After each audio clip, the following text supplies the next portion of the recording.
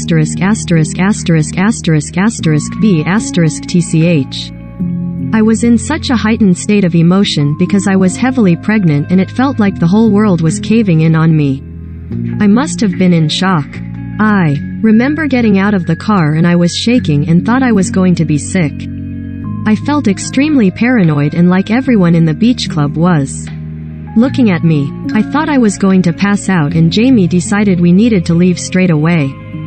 Wayne Rooney was in court to support his wife, Coleen. Vardy went on to say that she does not fully remember the journey back to the hotel because I was almost hyperventilating. She continued, I knew that I had not done anything wrong. I had not leaked those stories and I did not even know what posts I was supposed to have leaked. I started getting really bad pains in my stomach when we got back to the hotel. They were contraction-type pains and I panicked that the baby was in danger. I made myself calm down and tried to think clearly. Vardy v. Rooney. The lawyer's opening arguments. In written submissions to the court, Vardy's barrister Hugh Tomlinson QC said that while the case has been trivialized as WAG wars, it has had a very profound impact on her life, leading to high-intensity abuse and vilification. She has suffered immense distress as a result of Rooney's now infamous allegations and had no choice but to take her to court to establish her innocence and vindicate her reputation, Mr. Tomlinson said.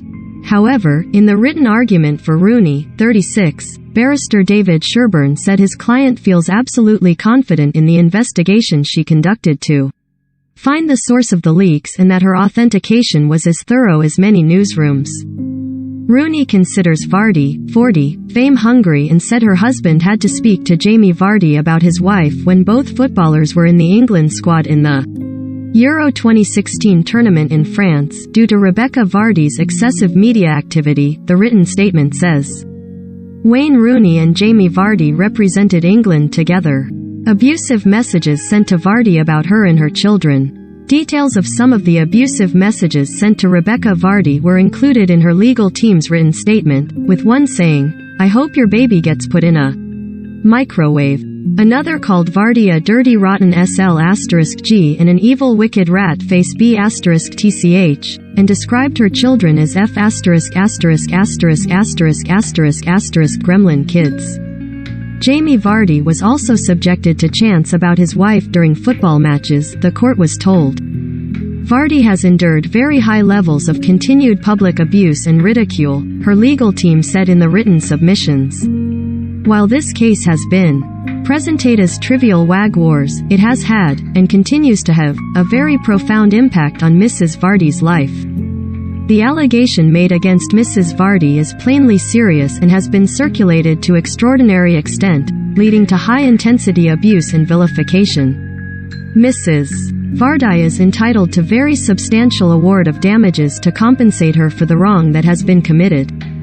Rooney's allegation was and remains false, Mr. Tomlinson's written argument said. Mrs. Vardy had not leaked information about Mrs. Rooney or her friends and family to the Sun newspaper from her private Instagram account.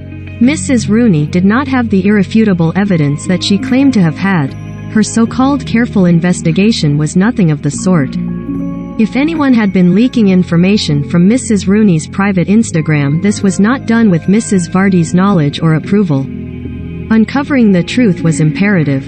Rooney's post on Twitter has received more than 287,000 likes, while on Instagram it has been liked almost 200,000 times.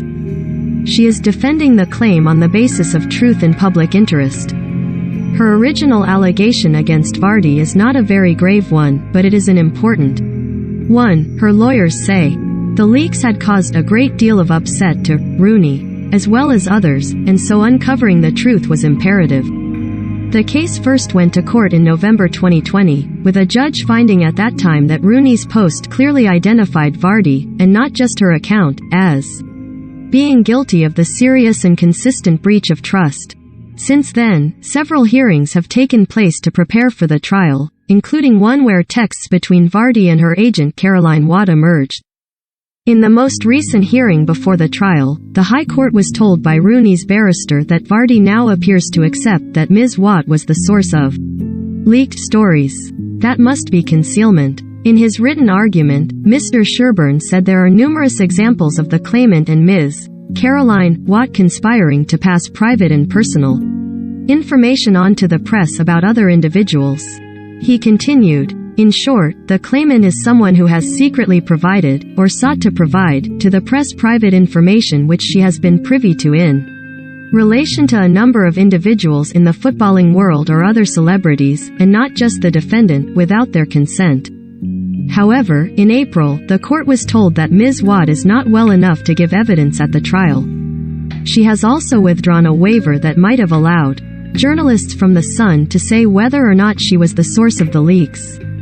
The court has also been told by Rooney's lawyer of widespread and significant destruction or loss of evidence in the case, which notably include the loss of Ms. Watt's phone in the North Sea, the loss and destruction of evidence by Vardy and Ms. Watt, which, alarmingly, continues to evolve even in recent days, has been flagrant and beyond belief, Mr. Sherburne wrote. Later in the written submission, he said, to borrow from Wilde, to lose one significant set of documents may be regarded as a misfortune, to lose two. Carelessness, but to lose 10? That must be concealment. Vardy's lawyer has said his client has no personal knowledge of her agent's phone falling into the sea. Speaking to the court on Tuesday, Mr. Tomlinson said that Vardy had trusted her friend Watt, but following the recent developments she now doesn't know. Watto thinks and accepts that it's possible that Ms. Watt could have been the source of some of the stories. A case of betrayal. Mr. Sherburne, Rooney's barrister, said in his written arguments that there is a question the court needs to decide on: was Rooney betrayed by Vardy? Because she knew Ms. Watt, her PR and close confidant, was leaking Rooney's private information to the Sun and condoned this, as well as directly leaking information herself?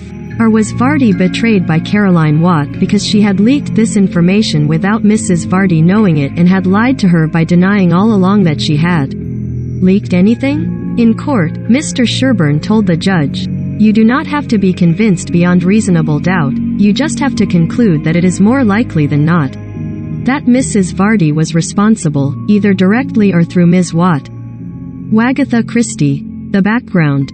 Rooney accused Vardy of leaking false stories about her private life to the media in October 2019, after carrying out a months-long sting operation.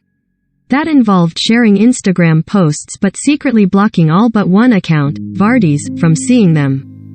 The fake stories included Rooney traveling to Mexico for a baby gender selection procedure, planning a return to TV, and the basement flooding at her.